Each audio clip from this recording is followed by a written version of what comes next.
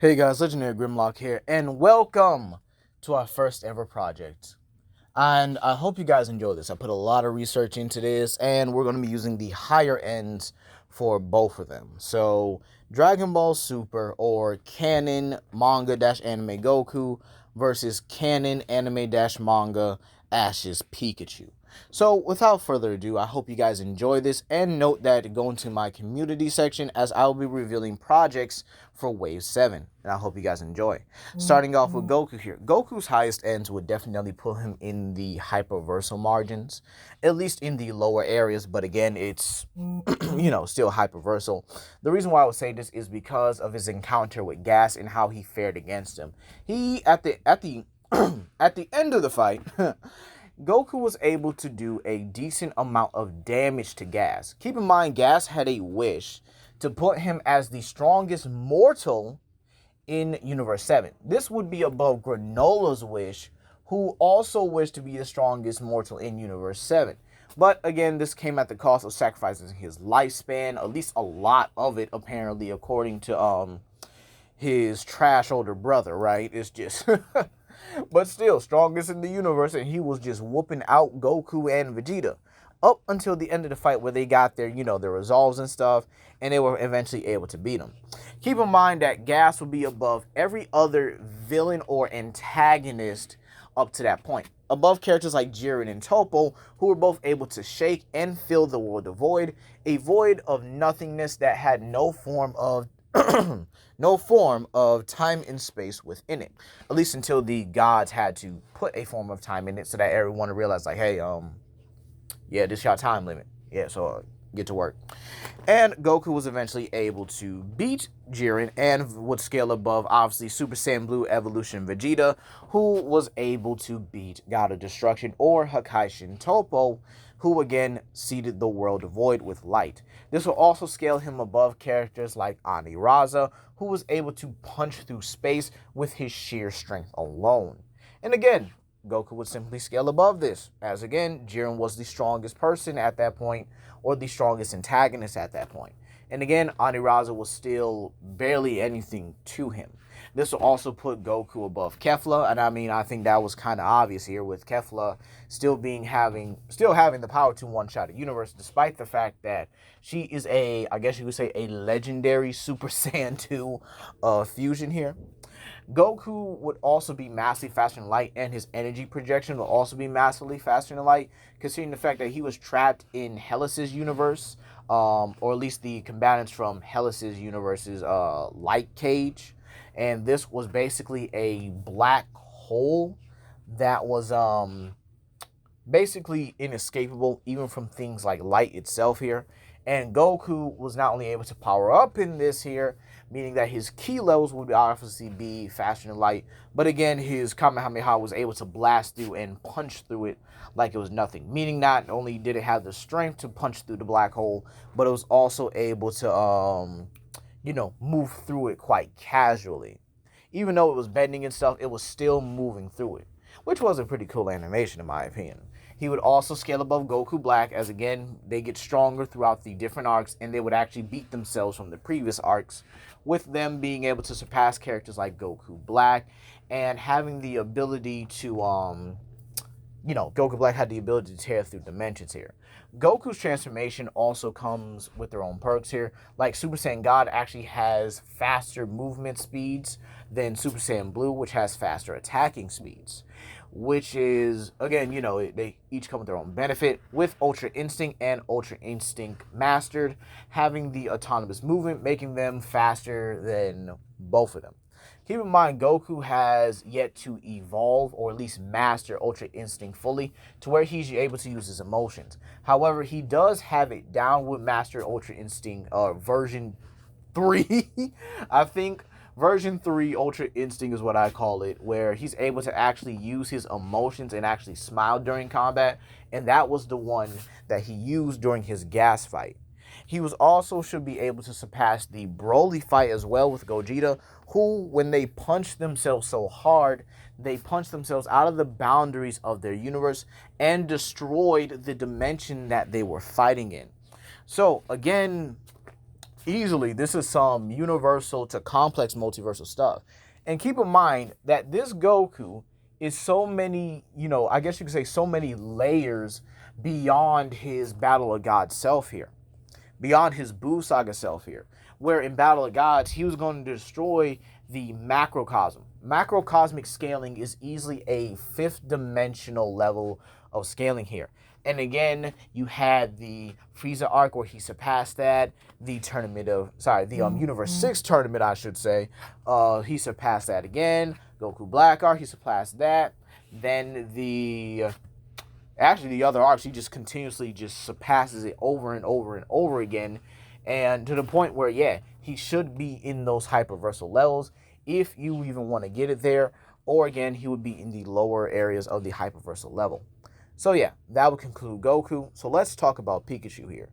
Pikachu is easily a champion level Pokemon. I think that much was established during the Master 8 tournament, where Ash and Pikachu were going against the strongest of Pokemon in the entire world. Keep in mind, again, these are beings that have fought legendary Pokemons, even the higher up legendary Pokemons, and even been able to stagger them.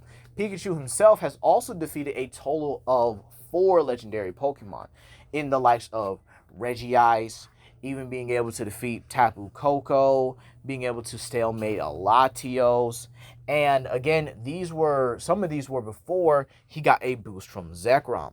Zekrom is a legendary Pokemon that embodies the literal concept of lightning or the concept of electricity. Now, Zekrom was able to take Pikachu's power, which is why he lost to Trip in the first place, because Ash didn't know he didn't have his electrical powers, and neither did Pikachu, meaning Zekrom took all of it away and basically gave it back tenfold. Now, champion level Pokemon that Pikachu would easily scale above would be like Lance, Diantha, Cynthia, even though you could probably say Lucario, was there. But again, Ash's Pikachu was able to defeat Alon's Charizard, who is the strongest champion on Earth. So Lance's Dragonite, right, was actually able to hold its own against an avatar of Palkia. Keep in mind as well, you could also use things like the Rainbow Rocket scaling to also increase Pikachu's, I guess you say diversity as well, or at least his scaling diversity. And keep in mind that Lance's Gyarados, which Pikachu has beaten stronger Gyaradoses in Misty's Gyarados, were able to, again, block shots of Mewtwo.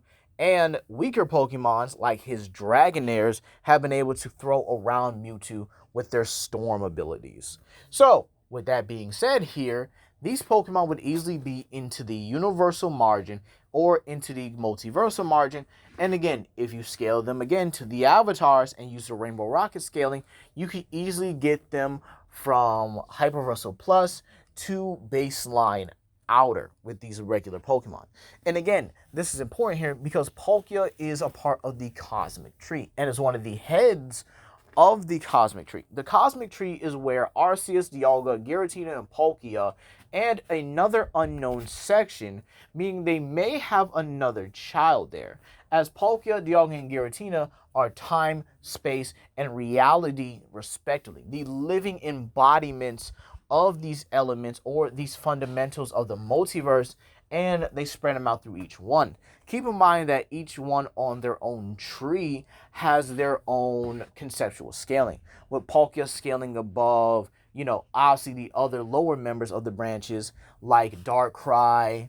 Then you have Cresselia, who embody the concept of dreams themselves, both good dreams and nightmares. All right. Keep in mind that Palkia and Dialga themselves have been able to distort space and time. Cynthia's Garchomp was even able to counter a spatial rend from the Palkia here.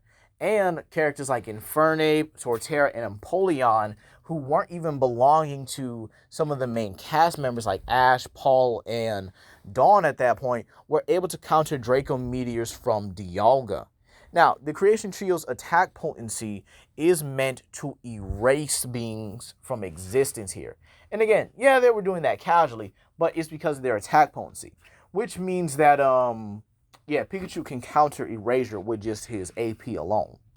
And Pikachu being able to defeat the likes of legendary Pokemon, like, again, Tapu Koko, in all honesty, a very powerful Pokemon. Now, you might say he had to use the Z move in order to do it, but keep in mind the Z move is confirmed to be a Pokemon's full power. Just like how Goku's strongest attack, the Spirit Bomb is the collection of all the energy either from his universe or from pretty much everybody around him. So again, it's the full power of the characters here. But back to Tapu Koko. Tapu Koko himself is able to fight against beings like Base Necromaza. Base Necromaza is a being of light, a concept of light. You could probably say morning, dusk, or maybe even dawn. But again, Necromaza is a being that guards Ultra Space and is one of the strongest Pokemon out there. Now, Ultra Space is a multiverse beyond the likes of the original multiverse. This multiverse contains alternate universes such as the Rainbow Rocket series. Yeah, so it's pretty crazy, ain't it?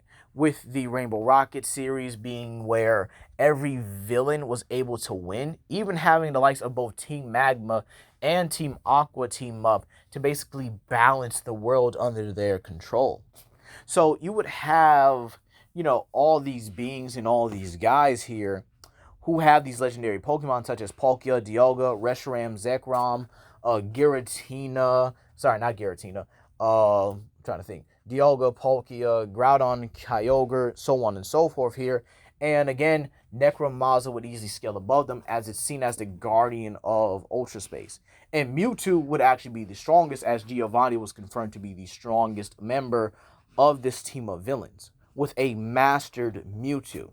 Keep in mind, this will also give Pikachu things like having faster than light capabilities, as he would scale to, not only Tapu Koko, who's able to literally fight on par with the living embodiment of light itself, and would scale above the other living embodiments of light like Solgaleo and Lunala, but would also be able to be comparable to Necromaza's feat of absorbing all the light in Ultra Space. Keep in mind the Pokemon cosmology consists of infinite universes with infinite possibilities, meaning that some of your favorite YouTubers that make Pokemon what ifs, like what if Ash woke up on time, or what if Ash became a frontier brain, would actually be considered canon, as again, a simple thought can create an alternate reality. So maybe, just maybe, Ash would have gone a different path, many different paths even. Even those like Paul, Gary, so on and so forth would have all gone different paths. Even the characters in the comics, the manga, like Hatera, or even your character in the game, are all considered different realities, which would be canon to the Pokemon multiverse, canon to their own different universes. So Pikachu himself here could easily get from complex multiversal to outerversal with his scaling, all right? So yeah, that little mouse is packing some heat, all right? But hey, now that that's over, we can get into the breakdown. And this is I know a lot of Dragon Ball fans are gonna be mad at what I'm about to say here. I think everyone should know their capabilities by now. The reason why I didn't go over their attacks and stuff is because everyone should know their capabilities and stuff here. Now, Pikachu's probably has the best higher end scaling than Goku. Rainbow Rocket, the manga that he's in, the anime, I think anime versus anime, they're pretty close to each other. I think they are. Because again, you still have the multiversal scaling for both of them, and when they're both more the complex multiversal stage. And again, for those saying Pikachu can't counter anything Goku has here, keep in mind Pikachu himself has countered the power of legendary Pokemon, such as Kyogre, Ho-Oh, Lugia, and even the likes of a combination of the Creation Trio, Groudon, Kyogre, and Kyurem, alongside Rayquaza, Latios, and Latias at their base stages, meaning he's very comparable to them, even being able to hurt these kind of Pokemon with ease. So in all honesty, these guys are pretty comparable here, with Pikachu even surpassing other legendary Pokemon that should be relatively comparable to others, especially when you look at the Pokemon Cosmic Hierarchy or the Cosmic Tree.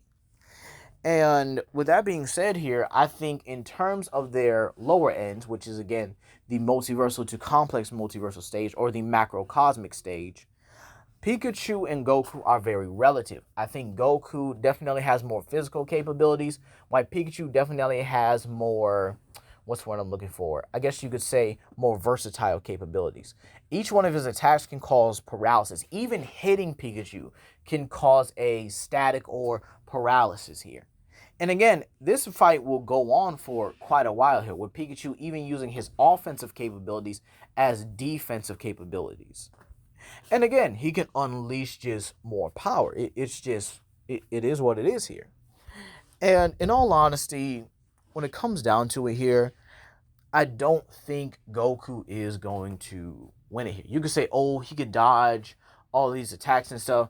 But remember, Pikachu is dealing with Pokemon that are completely faster than Goku. Literal embodiments of light that are inaccessible to immeasurable levels of speed, just like Goku here. And Pikachu is able to keep up with them like it's absolutely nothing. All right? So, with that being said here, I think this fight does take a while, but I think because of Pikachu's static capabilities, and again, him being able to counter a lot of Goku's attacks, while most of his attacks actually deal paralysis and static effects or status effects, I think that even in a long, drawn out battle, Pikachu would win it. But if we go with their higher ends, oh yeah, I think Pikachu would actually clean Goku's clock with an iron tail to the head, and it'd be done. But hey, that's gonna be all today, you guys. Please comment down below, like and subscribe, and share with your friends. This is Legendary Grimlock, and I hope you guys have a blessed day. Peace.